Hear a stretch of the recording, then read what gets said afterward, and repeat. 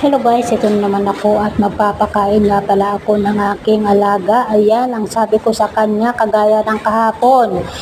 I-wait mo ako, antayin mo ako dyan hanggang sa bumalik ako, saka ka palang kakain. O ayan, sabi ko sa kanya, sana gawin mo ha. Ayan, sabi ko sa kanya, sumunod ka sa akin. O teka lang, sabi ko sa kanya, hindi ko pa sinabi na kakain ka. Sabi ko, aalis ako sa kakakain. Ayan nga, at palingon-lingon siya, inaantay niya ako. Ang sa isip niya, ang tagal naman bumalik. Ayan, bumalik na nga ako at talaga nga namang nakinig siya sa akin, guys.